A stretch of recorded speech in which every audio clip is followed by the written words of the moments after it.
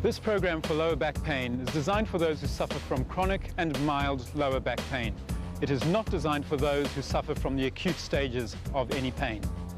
As with any exercise program, consult your practitioner before starting this regime. Right, so let's talk about the postural aspects and the implication on back pain. We have Joe and Brooke, who've got a lot of experience with severe back pain in the past, who will be doing our demonstration for us. As we go through the exercises, there will be tips appearing on the screen in order to assist you to do the exercises correctly. So, when talking about posture, what we'd like to do is get Brooke to face me and Joe to turn around and look at the shoulders when we first start, to look at the neck area, the shoulder area, the lower back, the knees, and the feet. So, from this angle here, we can actually see whether there is a lordosis in the neck area, in the cervical area, a kyphosis in the thoracic area, or another lordosis in the lower lumbar area, and whether there's also a hyperextension of the knee area. When people generally tend to stand around and move, they generally tend to hunch their shoulders. And with the shoulders hunched, you can see the effects on the neck. Very, very tight in the neck area. So relax the shoulders and make sure that the shoulder blades are pressed towards the hips at all times while keeping the neck area long and tall. Okay, if we can turn again to the front and to the side, what we're going to start working on from now is the posture. So your posture actually comes from your feet. So if we have a look at the feet area here, what we're looking at is whether the arches are fallen or not. And if the arches are fallen, what we have to do is correct this. So when we're actually standing, we need to stand on 3 points of the feet, which we call tripods. And the 3 points of the feet are the ball of the big toe, the entire outside edge of the foot, and the center of the heel. And stand with equal pressure on those 3 points. Okay? So when you're standing with equal pressure on those 3 points, what you will actually find is that you're creating arches where your arches should be. And when that happens, you may feel a shift in back pain, a reduction in back pain, in fact, and there could actually be a shift in the hip area so the hips are more relaxed and comfortable. The next area we go into is into the abdominal area. The abdominals should remain as flat as possible at all times. So keep drawing the abdominal muscles in as hard as you possibly can to the spine. And now try and take a breath in for a 5 count. We'll go into the breathing in a minute, but for the time being, we'll just take a deep, comfortable breath in for a 5 count. If a 5 count is too much, bring it down to a 4 count. So breathing in, 2, 3, 4, 5, and sigh out of the mouth, 2, 3, 4, 5. And again, the breathing is always breathing in through the nose and sigh out of the mouth. Never hold your breath and never blow. Because when you blow out, take a breath in and blow out. And as you blow out, you actually can notice that the neck starts to tense up. So always sigh out, it relaxes the neck and shoulder area. Now, keeping the abdominal muscles drawn in, take another breath in for a 5 count, and you may find that the breathing is actually quite restricted when you're holding your abdominals in. The reason for this being that when people normally breathe, they breathe into their stomach. So relax your postures. And you'll find that the stomach lets go, as you can see, in both cases. And what we would like to do is to keep the stomach in. So when breathing, people generally tend to breathe very comfortably with the stomach hanging out, what we call breathing into your stomach, really. So when you hold your stomach muscles in, your stomach supports your spine. So when the abdominals are drawn in, it supports the back. Your stomach is your second spine. So we really need to make sure that the abdominals are firm to keep the back supported. So when holding the stomach in, take a breath in. And if the breathing is restricted, then what we have to do is change the breathing, because the intercostal muscles around the rib cage tend to tighten up a little bit. So this time, breathe into the upper back. Breathe into the shoulder blades. So take a deep breath in again, keeping the abdominals drawn in, and a deep sigh out. And once again, take a deep breath in and a deep sigh out. And you'll actually notice that the breathing can become a lot easier, right? it sort of opens up your breathing capacity a bit more because there's an entire section in the upper back where you don't realize you can actually breathe into. So this huge area that allows you to breathe better even while the abdominals are pulled in. Now, the abdominal area is an exceptionally important area when dealing with support for your back. The back is always supported with good, firm abdominal muscles. Your stomach is also known as your second spine. It's the powerhouse of your anatomy. This area here is exceptionally important because the lower abdominals support the lower back. Most people, when they pull the abdominal muscles in, are always drawing the muscles from the mid and upper section towards the spine. And they never really get into the lower abdominals. So you can do hundreds and hundreds of crunches every day and still find that you've got back pain because you can't get to the lower area down here, which corresponds to the lower back area for pain. Now, what we're going to talk about now is a thing called the B-line. This is an area of the body which people never get to work effectively. It is actually a line that we draw from the top of the hip bone here to the other side, and generally people tend to find that this area is not an area that they can effectively work in as well as they would like to. So if you could turn to face me, Joe. Now, the B-line is actually, as I mentioned earlier, a line across from hip bone to hip bone. We call it the B-line because you draw your stomach in behind the line of the hips. So if we draw a line from one hip bone to another and go back to the center, now draw your stomach muscles in as hard as you can at that point there. Now, can you feel that working? Yep. When was the last time you felt it working like that? Never. Long time ago. So keep that drawn in, but you're not tucking under, you're not changing the shape of the body in any other area, and you're not squeezing your backside. This is very important because squeezing your backside actually can contribute to more back pain. This is not easy to handle at first, but if you draw in and keep the backside relaxed, that will eventually happen. If you find it difficult to figure out what the B-line is, we can say, for women, draw that as a bikini line, and draw the bikini line behind the hip bones. For the men, if you think of it as the belt line, and draw the belt line behind the hip bones. Okay? So, keeping that drawn in, now take a 5-count breath in through the nose, and a deep sigh out of the mouth. And another breath in, and a breath out, keeping the B-line there for the rest of your life.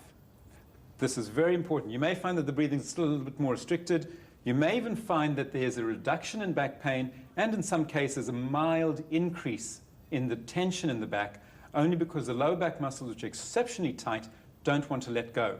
And as you B-line, those lower back muscles stretch, and as a result, they feel a bit of discomfort initially. This will go away as time goes on.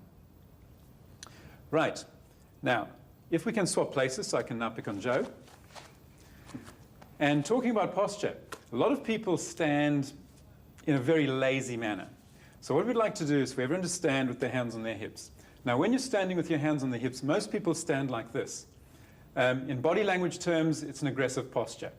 So what we'd like to do here is when standing with the hands on the hips, you notice there are several factors here that are out of position. Namely, the lower back is arched, the abdominals are sticking out, the quadricep muscles are tight because the pelvis is rotated forward, and the shoulders are hunched. So from standing with this type of posture with the hands on the hips, you actually find that there are 4 detrimental positions to your body.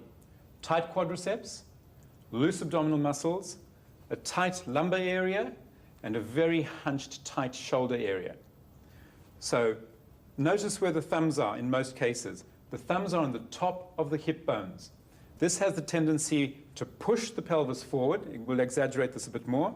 It pushes the pelvis forward, so the backside sticks out, and these tighten up more. And for men, this particular posture is a very locking mechanism around the hip joint area for them. So let's try and get rid of that. Drop the hands by the sides, draw your B-line in, and you'll find that there will be from this position a mild tuck because of the B-line, but you're not actually trying to physically tuck. Keep the B-line in there, relax the shoulders. Now when relaxing the shoulders, the shoulder blades should be pressed to the hips, and the ribs and the hip alignment from the sides should be as tall as possible. So whenever you're standing, sitting, or lying down on your back, always try and maintain The side distance, the lateral side, the distance between the ribs and the hips should be as tall as possible with the shoulder blades pressed to the hips. Let's start the exercise program, and keep in mind, as with any exercise program you undertake, that you must check with your practitioner first before attempting any of these exercises. So, starting with the standing roll, slowly curling forward, breathing out as you curl down, and if you start to feel the back at all, gently bend the knees. So it's a deep breath out, going down as far as you comfortably can, holding the position for the breath in, and breathe out as you come up, and use that beeline to come up. So draw the abdominals in and slowly curl up, breathing out, using the stomach muscles. If you feel the hamstrings overstretching, don't go down so far. Remember the pain scale? You want to go down as far as an 8, but never into a 9. So breathing out as you curl forward. If you feel any pressure in the back, any stretch that you feel uncomfortable with, bend the knees. Take a breath in and breathe out as you slowly curl up. As you can see, in the case of Brooke over here, the knees are bent because of the back tightness. So again, slowly curl down, breathing out. It's a deep sigh out, keeping the knees comfortably bent, the shoulders relaxed. Hold for the breath in, and then beeline before you come up into the movement, breathing out as you come up. Taking a breath in at the top of the movement, and one more time. Take a breath in and breathe out as you curl down. Keeping your beeline, keep the shoulders relaxed, the chin comes to the chest, letting the hamstring stretch, letting the lower back stretch. Hold for the breath in and breathe out as you slowly curl up, beeline before you come up, and a deep sigh out of the mouth. Okay, let's get into the start stretches. So if we'd like to take our positions. It's exceptionally important to start stretching the back muscles whenever you're doing any exercise program prior to doing anything strenuous. So we start off with loosening up the lower back by sitting in a diamond shape. If the back slumps, so tighten the legs, heels towards your groin more, and you'll find that the lower back stretches out too much. So what we'd like to do here is bring the feet away from the groin, because it's exceptionally important that the back is always safe. So keep the back in an upright position. If this position still is uncomfortable for the spine, take the legs further out. Stretch both arms up into the air, as tall as you can. Take the hands down the back as comfortably as you can. In some cases, if people have some neck pain in this area, what we will then do is cross the hands on the chest, and then we'll start the exercise. So taking a breath in without moving, breathe out and curl forward, the chin to the chest, the chin to the rib cage, and the nose to the beeline. You're still holding the beeline. Take a breath in without moving, breathe out and slowly curl in towards the beeline again. Keeping in mind that when you're breathing into the upper back. Hold for the breath in, breathe out and curl forward again. Hold the position for the breath in through the nose, and a deep sigh as you curl forward, nose to beeline. Keeping the neck and shoulders relaxed. If your shoulders are hunching, just let them drop slightly. Another breath in, and again a deep sigh out. And slowly straighten up into a tall position, lifting the ribs away from the hips, as tall as you can. Relax the hands by the sides, and extend the legs out in front of you. For those of you, again, who've got a slump in the lower back, keep the knees slightly bent, and the feet are pointed. Again, the hands are up to the ceiling, hands down the back or the hands crossed. Keeping your beeline, breathe out as you curl forward. You should feel the hamstrings working here, and a stretch in the lower back. The other area where you may feel a stretch is across the shoulder blades. That's okay, as long as you're not feeling any pressure going up into the neck area. If you do, keep the shoulders relaxed to the floor. Taking a breath in again, in through the nose. Don't hold the breath at all, and a deep sigh out of the mouth as you curl in. Hold the position for the breath in, and again, a breath out, drawing the beeline in. Hold for the breath in into the upper back, and a deep sigh out as you curl in. And gently straighten up again, lifting the ribs away from the hips as tall as possible. Stretch the hands up and relax down by the sides. This time flex the feet. And what we mean by flex is press through your heels as hard as you can. This should increase the stretch in the hamstring. Once again, hands to the ceiling, hands in position, and again curl forward. The ribs are coming to the hips, the chin to the chest, and the nose to the B-line.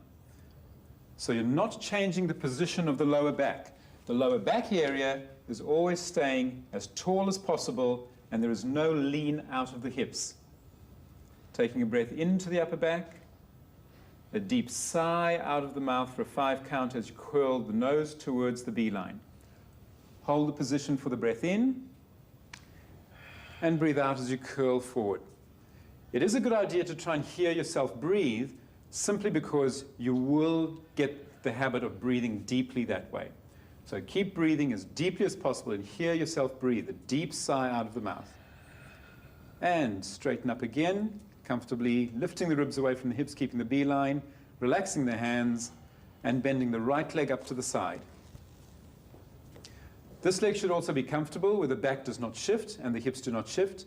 Keep the left foot flexed, and the hands in position again. Hands up to the ceiling, relax the hands into position, and again curling in.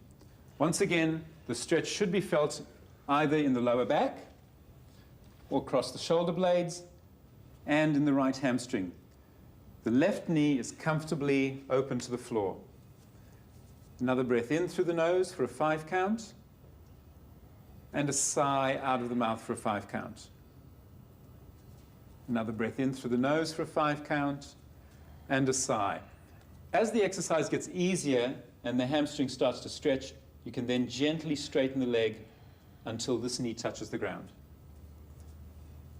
Straightening up again, breathing in, lifting the ribs away from the hips as tall as possible, relax the hands, and change legs.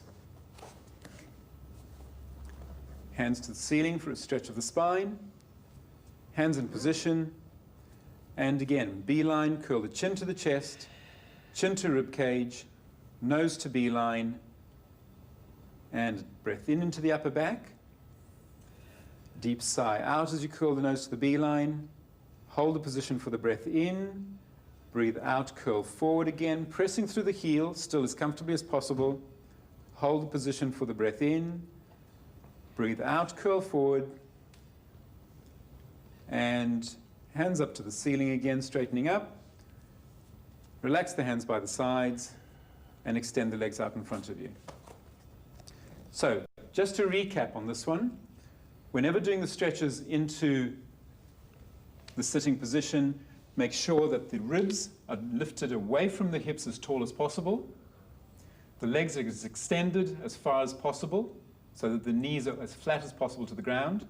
The B-line is always held. The neck and shoulders are always comfortable no matter what position you're in. If the neck does tense up, relax the shoulders. Okay, we'll go into the next exercise, which is the hamstring stretch. So if Brooke can get the toner. When lying on the back, it's also a good idea to make sure that your head is comfortable, either on a pillow or on a cushion. Okay, if we place the foot into the toner and extend the leg up as far as possible, once again, where there is no effect in the back whatsoever. So keep stretching the leg. How does that feel? Fine. Okay, and slowly keep stretching. As this leg gets straighter and it still becomes a comfortable position, then this other leg can extend down to the floor as well, making sure that the hips are square and the right hip of the leg being stretched is also pressed into the floor at all times. If the shoulders are hunched, bend the elbows slightly, and every time you breathe out, you want to get more of a stretch by bending the elbows. And what we'll do is get Joe to show us a standing hamstring stretch, placing the right leg on the box, and gently getting your balance as well. Flex the foot, place the hand on the knee, and gently leaning forward with a straight back. So we've got to make sure that the back is absolutely straight. If the back starts to tense up in the lower back here, then we bend a little bit. If there's tension in the upper back, we can round a little bit.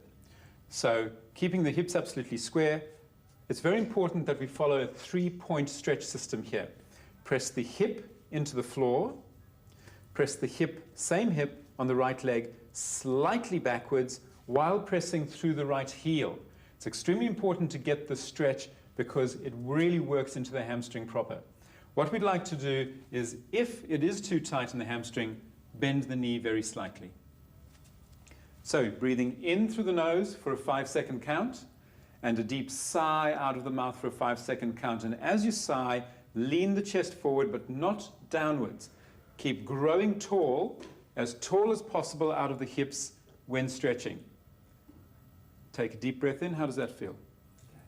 And a deep sigh out as you lean forward. As this gets easier, then we can take the leg higher. Okay? The stretch is generally done 10 breaths in and 10 breaths out. Then we change legs and go into the next leg. Okay? And if you can change.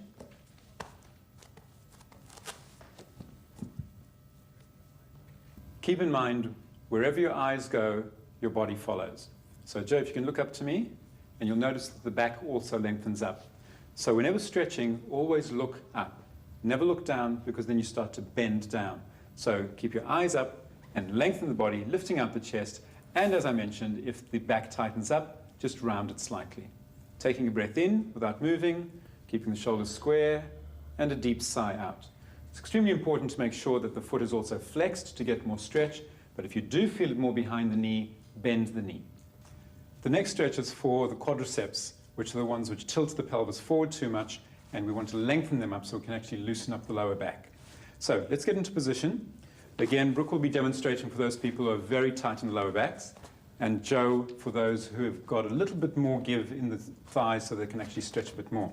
So coming up into position, placing the hands on the knee to start, and now let's get the hand on the buttock of the thigh being stretched. So in Joe's case, the right hand on the right buttock, and placing the other hand with the fingers just above the pubic bone. Keeping the shoulders relaxed, keep a lean forward of the torso, which actually lengthens up the back and opens up the lower back, and then a tuck of the pelvis. This is not a thrust, and it's not a lunge. It's a small tuck of the pelvis and should get an enormous stretch up to an 8 or a 9 level even out of 10 on the front of the thigh. How does that feel? Yep, good. Taking a breath in without moving, and a deep sigh out with a tuck. Okay, as you can see, there is no lean of the body. It's only a hip movement. Breathing in, and a deep sigh as you tuck. The same with Brooke. It's a press down of the buttock and attempting to draw the pubic bone up towards the navel. If there is any pressure in the knee whatsoever, don't do this exercise. Again, taking a breath in without moving, a deep sigh out on the tuck. Change. One more breath in, and one more breath out. Not so fast, Joe. I know it hurts. We're going to go into the next one now. Okay, change legs. Place the hands on the floor. The foot should also be comfortable on a piece of padded chair will do. Taking a breath in. So hands in position, the hand on the buttock of the thigh being stretched. Breathing in without moving, and a deep sigh out. Keep looking upright and lean the shoulders forward more so that the back lengthens out. And another breath in, and a deep sigh out. With the hand on the buttock, make sure that the hand is actually placed on the buttock below the bone level. If it's placed above the hip bone, you can actually push into the back and arch the back. So it's important that the hand is actually on the buttock for the tuck. Trying not to round the shoulders too much. One more breath in, and a deep sigh out. Okay, relax, placing the hands on the floor to come out of the position. And let's go into a pelvic curl. So we can move the box over for Brooke. Lying on your back with your head up at that end. This time there is no cushion underneath the head, as there is little tilt of the pelvis. If the neck is extremely arched, then we will place a flatter cushion underneath the head. Okay, and relax. Right, now the pelvic curl is literally a very, very tiny curl. So it's a breath out with a little bit of a tilt, as much as that. Taking a breath in as you imprint your spine back down onto the floor. And in Joe's case again, breathe in, breathe out as you tilt, drawing the hip bones towards the rib cage, Breathe in as you lengthen the spine away from you. Breathe out as you curl the hip bones to the rib cage. So you're shortening the distance here. Breathe in as you lengthen the hips away without allowing the back to arch. Another breath out. And another breath in. Keeping the abdominals firm at all times. And again, curl the hips towards the rib cage. And slowly release, keeping the abdominals in control. And one more. Breathing out as you curl the hips towards the ribs. And slowly down. Just to recap here, if there is any pressure at all in the back, don't curl up so high. And slowly go down. As this exercise gets easier and the back loosens up, then you are allowed to go up a little higher. If you do go higher, take the cushion away from underneath the head. Okay, we'll go into the next exercise, which is a preparation exercise for the abdominals. We'll switch cushions here, so those people, again, who have more severe pain in the back should have a triangular cushion, and this should be a comfortable position, either a triangular cushion or high pillows. Right. Joe can have a small flat cushion, as he's actually going to be moving his neck. Draw the knees up towards the chest. Keep the hands on the knees for the time being, and gently extend the arms away from the body, just off the floor. Take the arms up to the ceiling for a breath in, and breathe out as the arms come down towards the sides. Once again, take a breath in and breathe out. Now, in this instance, there may not be an extreme amount of abdominal work going on. So what we're going to try and do is to get the abdominals working by drawing the ribs towards the hips on the breath out. Breathing into the ceiling and draw the ribs to the hips. As this exercise becomes a bit more effective, you can actually bring the knees away from the rib cage and slightly up.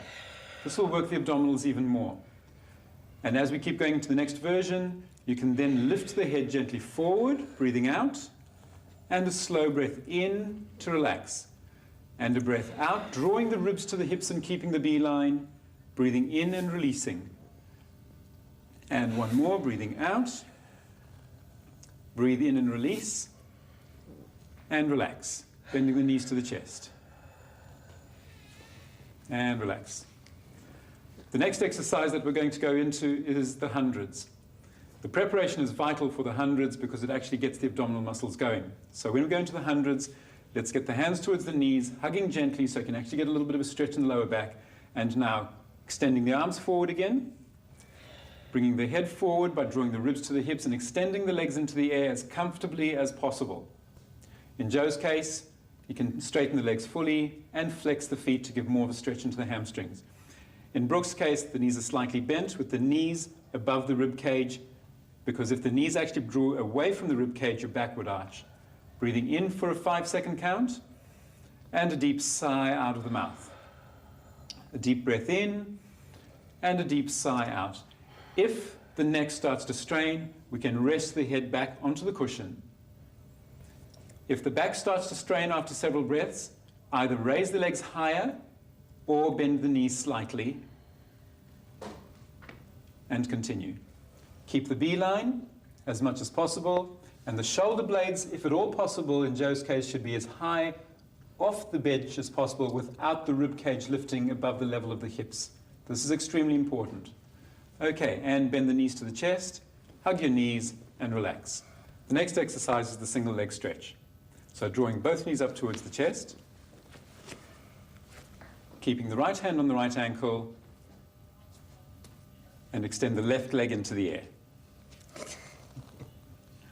Okay, changing legs, breathing in, and when changing legs, place the left hand on the left ankle. And again, breathing in as you change, and breathe out as you stretch. As you'll notice in Brooke's case, she's actually drawing both knees back before extending the one leg out. This is in cases of severe back pain or even medium to severe back pain. In Joe's case, his abdominal muscles are very strong, so he can do this exercise with the shoulder blades lifted off the floor.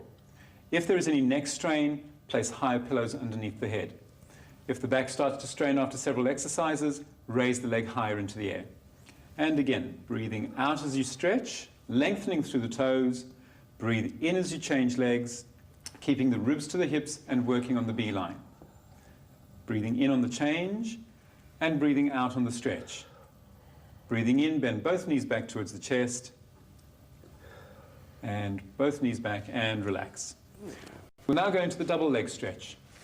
A little bit more of a difficult exercise. Once again, keep the head propped up if required, if the neck is straining. Extend both arms down by the sides. Extend both legs up into the air. Breathe in and take the hands up to the ceiling. And in Brooke's case, bring the hands straight down, and in Joe's, a circle around. Bend both knees back towards you and relax, hugging the knees to the chest. Again, arms forward, head forward, legs up, breathe out. Breathe into the ceiling. Deep sigh out as the arms go into the circle or forward. Bend, breathing in, relax, hug the knees, and again breathing out. Press through the heels as much as possible, breathing into the ceiling, keeping the knees bent if there's any pressure in the back. Breathe out on the reach forward, and relax, breathing in. And one more. Breathing out, drawing the ribs to the hips, breathing into the ceiling, and breathing out to the sides. And relax, hug the knees. Let's just recap a couple of the points on this exercise. Make sure that the head is always comfortable, so that there are cushions placed under the head, as in Brooke's case. In Joe's case, if the neck starts to strain, then we will place more cushions underneath the head after several repetitions. If the legs start to waver and lower, try to keep them higher or bend the knees to keep them closer to the chest, so that the stomach muscles are continuously working. The next exercise that we're going to do is the single leg circle. So placing both legs on the ground, place the right leg up into the air. In Brooke's case, the hand is on the knee because the leg, if it is too tight, and the hamstring will start to pull on the back. And it's a small circle around, breathing out and breathing in. Breathing out, breathing in. So imagine the stomach is actually attached to the leg. Pull the stomach in to raise the leg, lengthen the stomach to lower the leg. Pull the stomach in to raise the leg, breathe out, and stretch the stomach muscles. If you can't feel this exercise working, it should actually be working on the inner thighs. Place the fingers onto the inner thighs and press the muscle against the fingers to allow the leg to get more connection on the inner thigh. If the opposite hip starts to lift off the ground, place the hand on the hip to keep it stable. And change legs. That's it, rest the leg on the ground, take the other leg up into the air. And again, breathing out as you lower the leg, breathe in as you raise the leg. Breathe out as you lower, keeping the fingers dug into the muscle, breathe in as you raise, making sure that the beeline is constantly working, deep sigh out, and a deep breath in. The back is always flat in this position. And then we change direction. So breathing out as you go down, breathing in as you come up. Breathing out, flatten the abdominals, breathe in as you raise. Breathe out as you lower, keeping the fingers pressed into the muscle. And last one. And change legs to do the other direction on the other leg. Fingers into the muscle, hand on the hip to stabilize the hip. Breathe out as you lower, and breathe in as you raise. Keeping in mind not to lower the leg too far down. Breathe in, and breathe out. Breathing in, and a deep sigh out. The neck and shoulders should be comfortably relaxed at all times. And one more circle, keeping the beeline working all the time, and relax. Okay, we'll now go into the perfect abdominal curl. The perfect abdominal curl is actually a stomach crunch in the old term, and we're actually now working to get the ribs towards the hips. Most cases when you do an abdominal crunch, as people do in the gym, I'll get Joe to demonstrate what we normally see in the gyms. Place the hands behind the head and do the normal crunch that you see in the gyms. So this is the type of movement that you'll actually see working in gyms all the time. Okay, relax, we don't want to do that too much. Okay, placing the hands behind the head, this is the best way to actually do an abdominal crunch. And what we'll do in Brooke's case is to actually get her legs up onto a triangular cushion. The reason for this is that while the legs are rested on the cushion, there is minimal use of the hip flexors in this position, so that the stomach actually has to work independently of hip flexors. The cushion is a triangular or a high-shaped cushion with the legs rested on top. If the cushion is too far away, that could arch the back. So with Brooke, we also have the hands crossed on opposite shoulders so that there is no neck strain. Now, what brings you forward into the abdominal curl is drawing the ribs towards the hips as close as possible while scooping the stomach without straining the back or the neck. So, breathing out as you slowly curl forward, drawing the ribs towards the hips. Breathe in, return only 10%. And breathe out, curl forward. Breathe in, return only 10%. And keep going. Deep sigh out as you come forward. We have a saying, if you're not toning it, you're flabbing it. So if you rest in between each repetition, the muscles release and they contract, they release and they contract. So in actual fact, we want to keep them working all the time so you can feel the muscles constantly under work. Breathing out as you curl forward, breathing in as you release 10%, breathe out, curl forward. Now notice Joe's knees, the femur is at about approximately a 45-degree angle, and take your feet further away this time, and balance on your heels. Toes up towards you, as high as you can, and keep working. Breathing out as you curl forward. Feel that more? Yes. So the actual abdominals will work a lot more when the feet are flexed. 2 more repetitions, breathing in, and sigh as you curl forward. Breathe in, and relax. In the stomach stretches, we'll be using both the arms and the legs to alternately work to strengthen up the back area. So, lifting the right arm, just slightly off the ground, breathing out, and making sure that you're beelining all the time. Change and lift the other arm. Breathe in, change, and lift the right leg, just slightly off the ground. Breathe in, change, and lift the left leg. And once again, breathing in and changing. And breathe out as you lift the right arm. Breathe in, change, breathe out, lift the left. And keep continuing, making sure that the abdominals are drawn in by using the beeline. And in Brooke's case, she's got a pad underneath the hips in order to keep the back from arching considerably. Breathing in and changing, breathing out and stretching. Trying to keep that beeline working all the time. It's a deep sigh out, and the shoulders are never hunching. The shoulders are still pressed towards the hips. Lengthening through the toes without lifting very high. One more, breathing out on the lift of the arm, lengthening through the fingers. Breathe in, change, breathe out, lift without hunching the shoulder. One more on the leg, breathing out as you lift, lengthening through the toe. Breathe in and sigh. And relax. And we're going to come now into the cat stretch. So, up on the hands and the knees, keeping the back as flat as possible. And this time we're going to actually draw the hips towards the ribs, rounding the back into a C curve to the ceiling. Breathing in as you release, lengthening out the spine in a straight position. Don't let the back arch at all. And breathing out and draw the hips to the ribs as much as possible, with the chin drawn towards the chest. Breathe in, lengthen out the spine as long as possible. And again, breathe out and tuck. Draw the ribs to the hips, still working on the beeline. Breathing in, lengthen all the way through the spine, through the neck, through the crown of the head, and breathe out as if someone's pulling you up by your lower back to the ceiling. Breathe in as you release.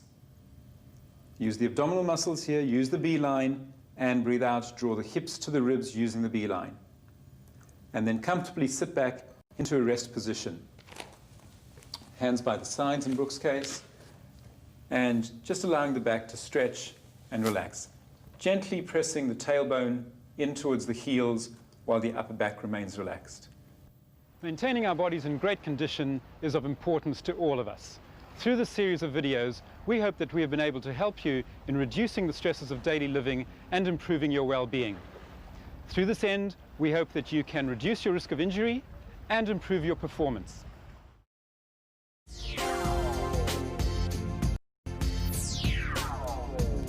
Pilates is a great form of exercise. It focuses on strength and flexibility, and it also focuses on using your core stability muscles, which is really important for anyone who hasn't exercised for any period of time or who has suffered an injury in the past.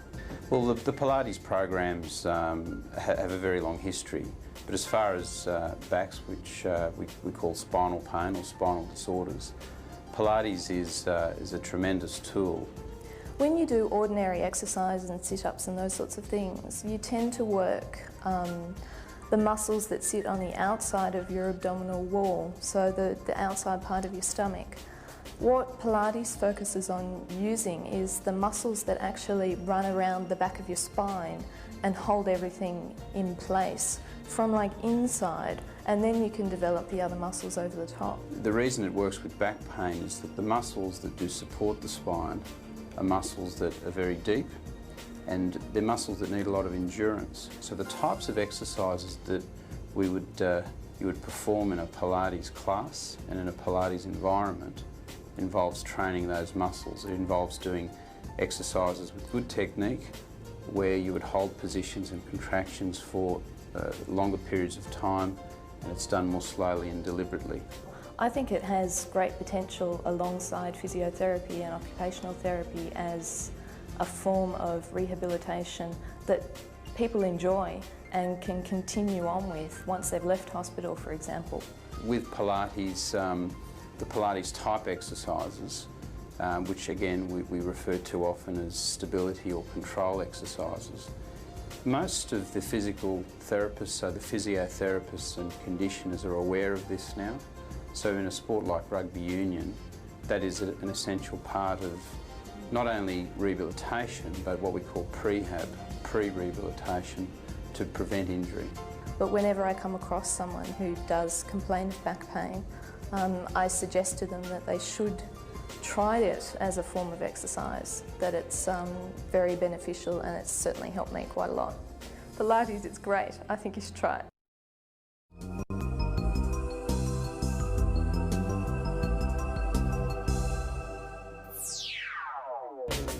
We find a lot of people too with the focus, they'll come in from work and they've had a stressful day. For the next hour and a half, they won't even think of anything that's happened at work because they're focusing so much on the exercises. So it's sort of stress relief as well as exercise. Working in a busy job as I do, I find that hour and a half session is a good time to reflect, relax and do something good for myself. And through Pilates, I've certainly, as I'm getting older, I'm not getting weaker, and I think that's an important thing for me. I definitely think Pilates is a very healthy form of exercise, and it is a form of exercise that you could do for the rest of your life. I mean, I don't think that you can pound the pavements or do step classes for the rest of your life. Menezes has his own style, which is very specific, a lot of attention to detail, exactly what muscles you're working, how hard you're working. So it's a completely different way of doing Pilates. And the impact was that immediately I could do some exercises that could strengthen my lower abs and my lower back without actually doing me any further injury and hurting me. And so I just stayed with it religiously for about 18 months, and the impact was just enormous. It fixed me, basically.